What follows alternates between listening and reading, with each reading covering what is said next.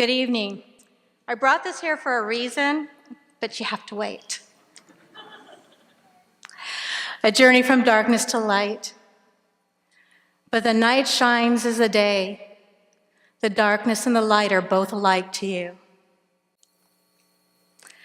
Welcome to the world I once lived in, a dark tunnel far back in the recesses of my soul, where I could push through communication from a distance, sending out whatever it took to make others happy, just to keep them from hurting me.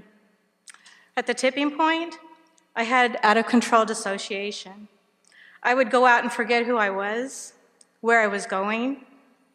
I ended up walking down the highway on a dark night and found myself put in the back of a patrol car for looking lost. I was completely suicidal, and the only thing that kept me from disappearing into nothingness was the pop of an iron on my forearms. I heard our lives are much like eggs. If they're pressured or cracked from an external force, it's impossible for that egg to sustain life. My first suicide attempt was before the age of 6. However, if that life is allowed to break out from within, life wins. Transformation. I needed a good care team. There was a man placed in my life named Reverend Bob, who proclaimed himself to be Jesus in 4 other lives and was back again as Jesus. He used brainwashing, mind-bending, abuse, scary stuff. They tried to force me to believe something I didn't want to believe. I needed a team that would allow me to speak about spiritual things. For someone with a weak trust muscle, this was crucial. I needed to feel there was something bigger overseeing my healing process. That's the team. Dr. Binus showed brain pictures in IOP, and I just fell in love with them, so I decided to find some on my own. I'm sure there are more accurate ones out there, but this is illuminating. This is one related to DDT. It's shown how it relates to dementia, but it makes me wonder what my brain looks like inside. Exposed in utero, I have never known a day without pain. Legally disabled. Deformities, autoimmune, chemical sensitivities. There was a big gray cushion I couldn't sit through IOP without, or the pain would just gnaw at me. I came to treatment not being able to walk more than a half block without wanting to pass out. Pain is where I originally learned to dissociate. By the time I finally got help, it took on a life of its own. This is a depressed brain. Notice how the one that's not depressed gets illuminated, but the other one looks just like our thoughts when we're depressed. And then the same thing here. Dark, illuminated. Then you get to PTSD. Look at how the one is clear and stark and the other one is mottled. Wonder what my brain looks like. When specialists view my skeletal x-rays, they often ask, how did this happen to you? Likewise for the nether regions, who did this to you? Patchwork patterns of scars, a reminder of my past that will always be there. Wow, how could my brain not be injured? So my life became like a thermometer. It was like a runaway freight train, and it reacted to everything, physically, emotionally, every little trigger. And that's all I knew. And the older I got, the deeper and deeper into the tunnel I'd go. But, hold the phone, I know I can be a thermostat now. I still have a thermometer inside, but I choose the setting. I regulate and set the tone. Not perfect at it yet, but hold on, there is good stuff that comes. I have an arsenal of tools. This is just a sampling of the most important. A whole food, plant-based diet. Who knew? Pain went from 9 to 1 in 3 months, and I was walking freely. I was allergic to mold, meat, and dairy, and those are pumped into cattle with the antibiotics, which are made from mold. My body started to heal. I started implementing New Start principles. I used the risk assessment tool, and I turned it into a personal wellness checklist so that when I'm over 4, I can monitor myself. I do cognitive behavior therapy to heal me of lies spoken over me and the ones I tell myself. It's like being reparented. I used dialectical behavior therapy, training my body to redirect my focus on things that were not present at a hurtful event. This is what I reach for to calm my body when I need to. I got marriage counseling to support my home support.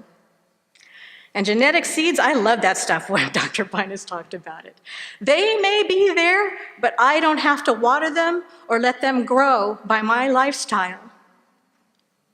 Quiet time, prayer, journaling for meditation, using my dog to warn me of anxiety, using my hands to stop stammering, connecting with my husband, stretching myself socially, and music, I love music.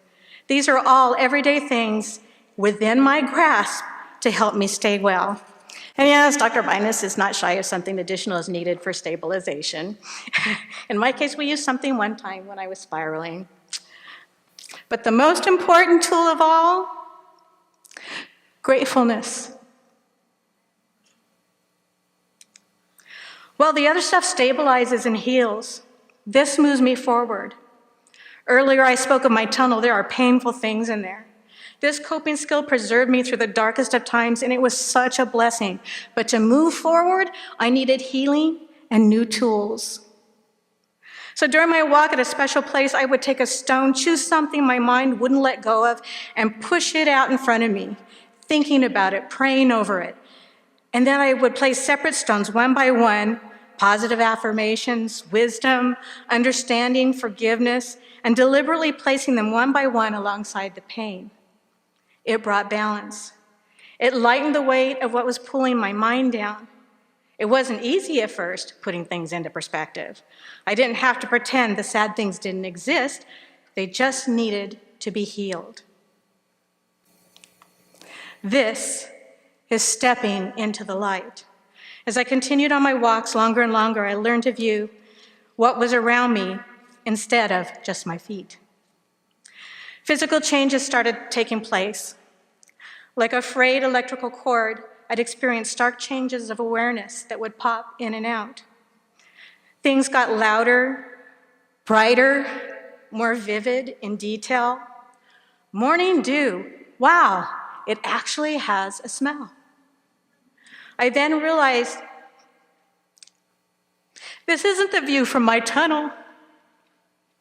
I am literally standing on the edge of my soul, truly looking at the world for the first time.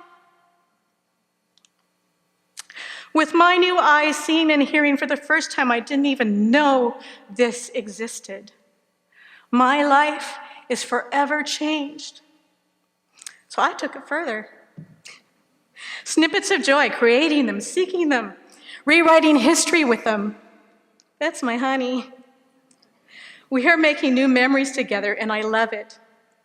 It gave me this idea. When my mom died, I created videos of my childhood with photographs. I filtered out anything related to drama or trauma. The snippets of joy were there. I watched them daily for a while, remembering what was good and right in my life, holding on to it, and being grateful. And then this happened. There are a few more things thrown in the mix, but downward spirals became upward spirals. I could see handprints all along my journey, signs of comfort, of divine intervention. Now, I by no means have it all together. I stumble, I fall, make mistakes, but I continue to push forward with every obstacle.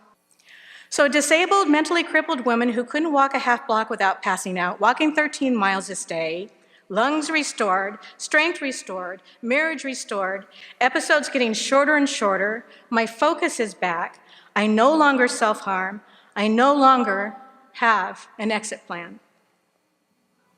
Yeah, I have work to do, but I am grateful for this meltdown. It gave me back things that I couldn't have without it. My health, my marriage, and a healing mind, not to mention the willingness to try again, emotionally, spiritually, physically, sexually. A beautiful tapestry is being woven in the frame of me. A team of people without knowing each other, speaking from the same light, chose not to push me straight away into some institution to get pumped full of drugs, but took the time and the patience to listen to the likes of me. So thank you, beautiful minds, and thank you, care team, and thank you for your time. This is my disability placard.